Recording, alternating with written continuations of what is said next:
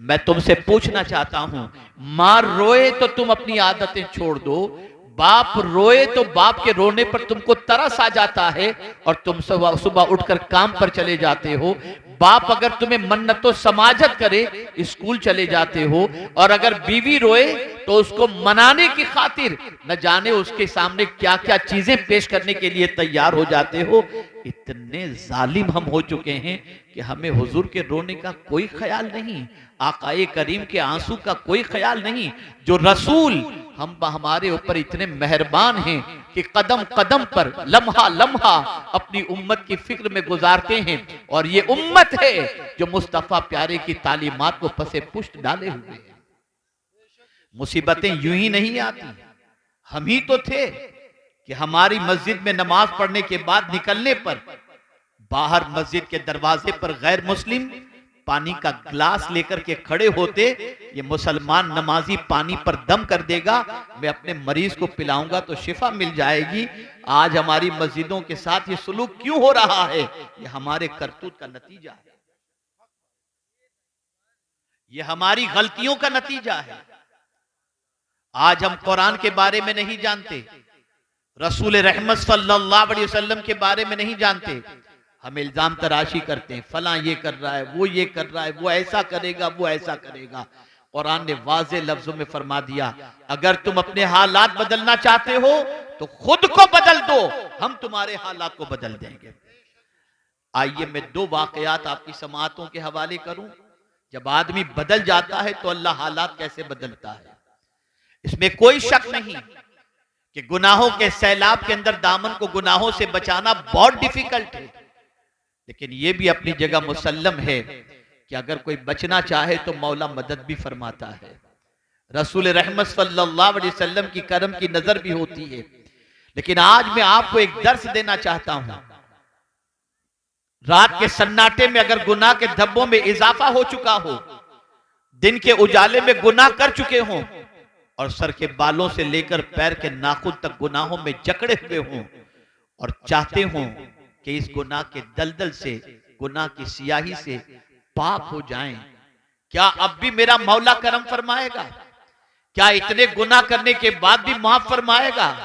हाँ, वो कादिर मुतलक है, वो रहमानुर रहीम है, वो अपने बंदों पर करम फरमाता है।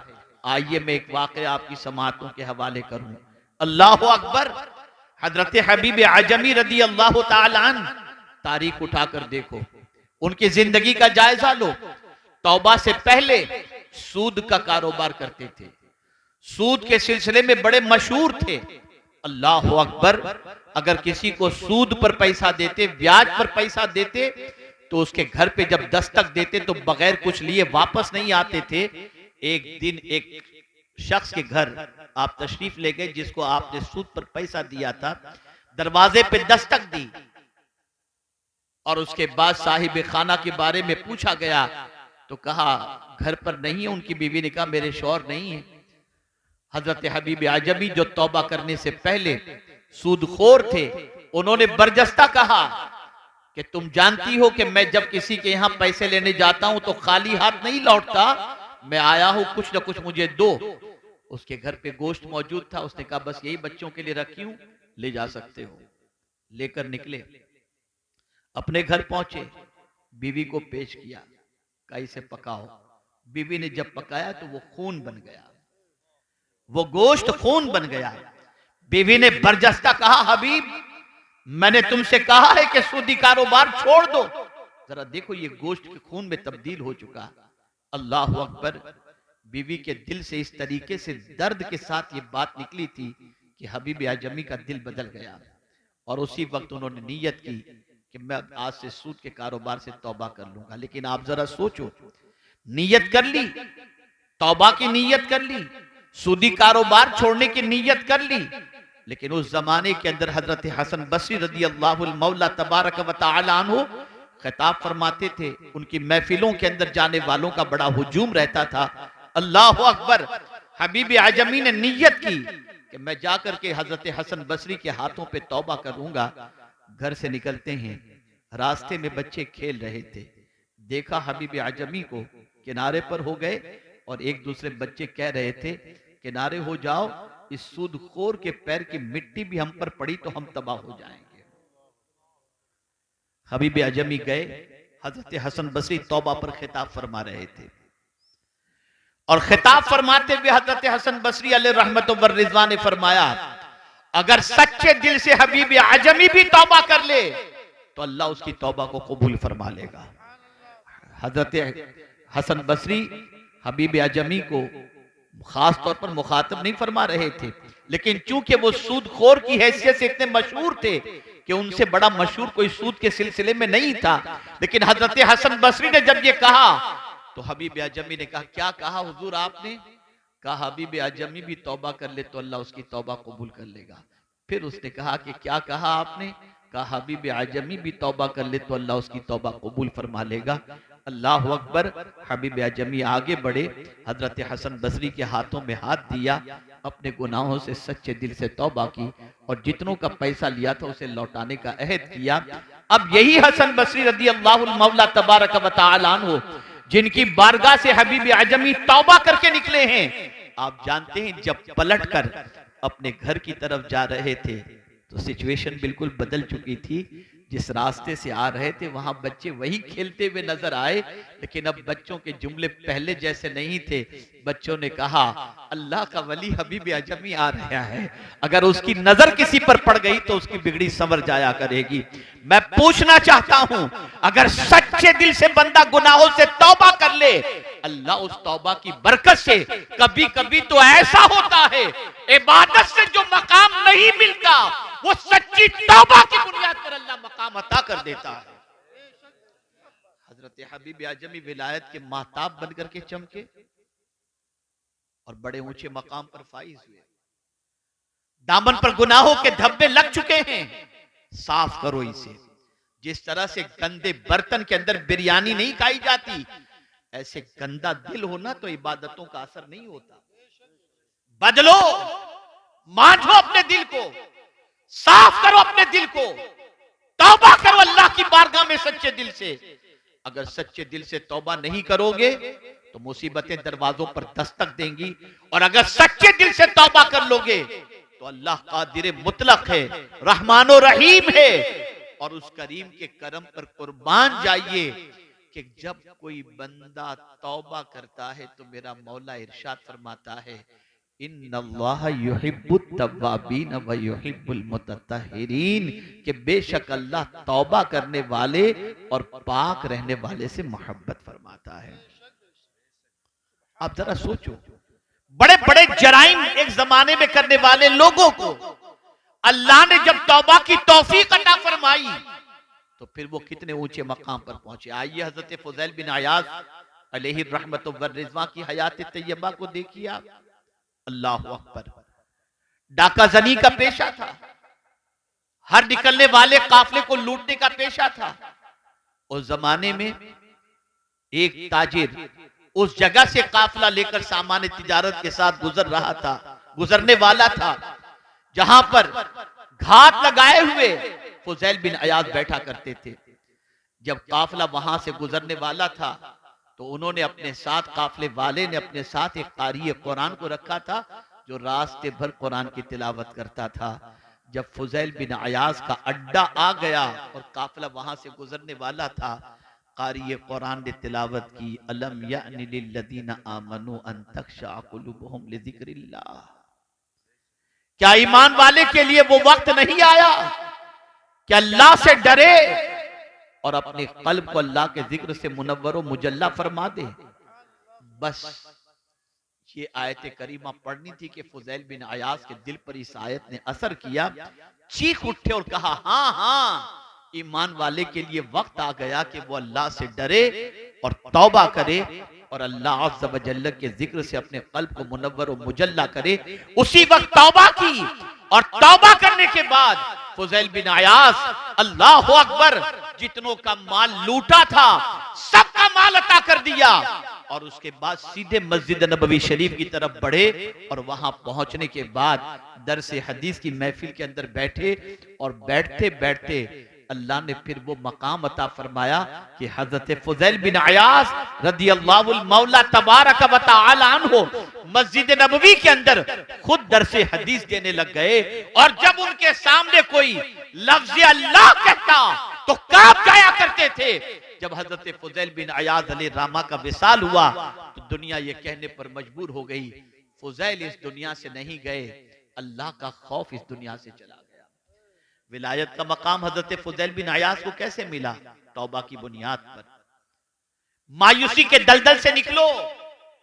अगर आज तक गुनाहों के दलदल के अंदर डूबे रहे तो आज अल्लाह की बारगाह में सच्चे दिल से तौबा करो। सुन लो, मुसीबतें यूं ही नहीं आती, गुनाहों की वजह से आती है। मैं एक एग्जाम्पल के जरिए समझाऊं, शायद आपकी समझ में बात आ जाए।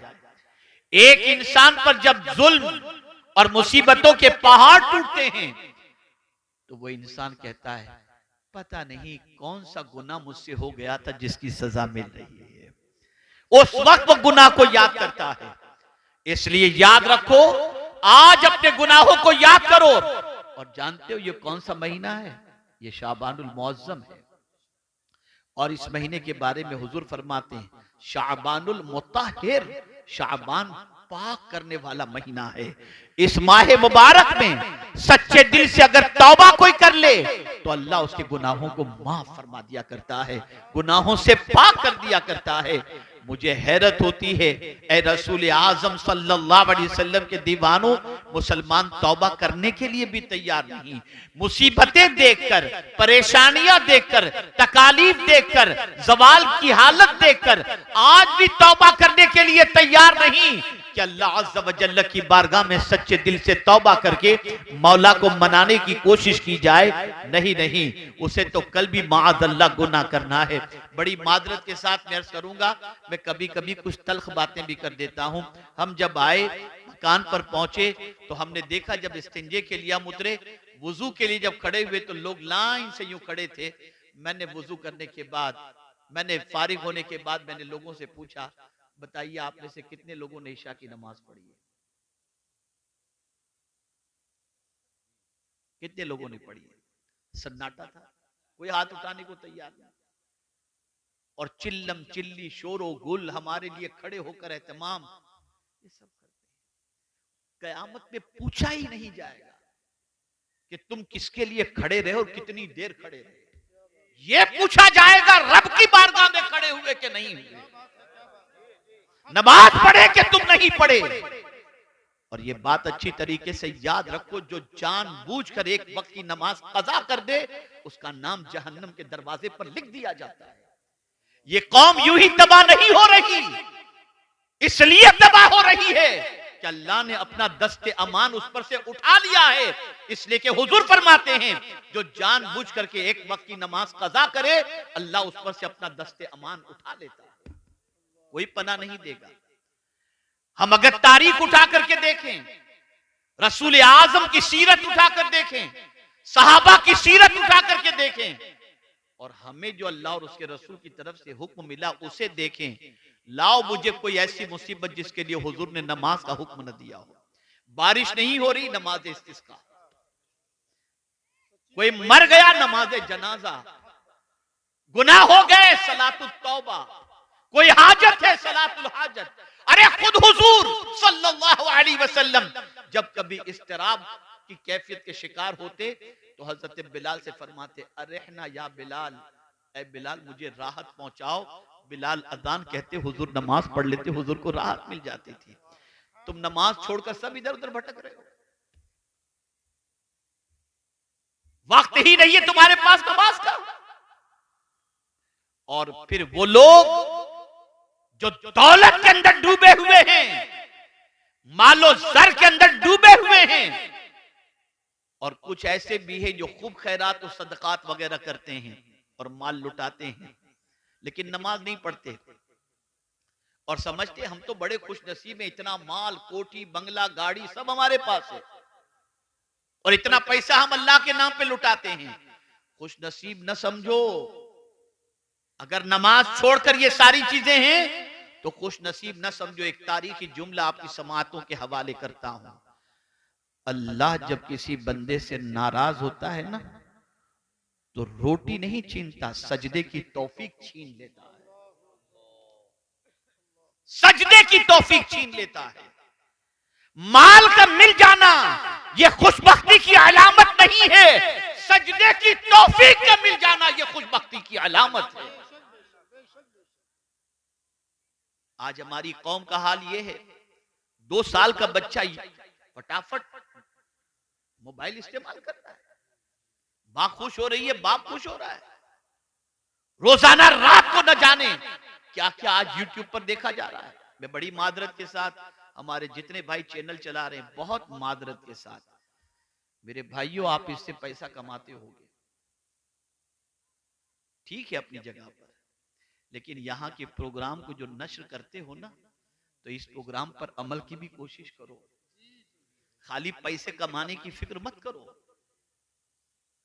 ये मत सोचो कि हम YouTube पर इतने व्यूज हमारे मिल जाएंगे तो हमको इतना पैसा मिल जाएगा। क्या करोगे पैसा? कब्र में पैसा नहीं आएगा, नहीं आएगा पैसा कब्र के अंदर। अहद करो, नमाज की पाबंदी करो। आज तक गुनाह हो गए, सच्चे दिल से तौबा करो। ये सारी मुसीबतें हमारे हाथों की कमाई है, और बहुत सारे गुनाह तो अल्लाह यूं ही माफ फरमा देता है। ये उसका करम है, ये उसका फजल है, ये उसका एहसान है।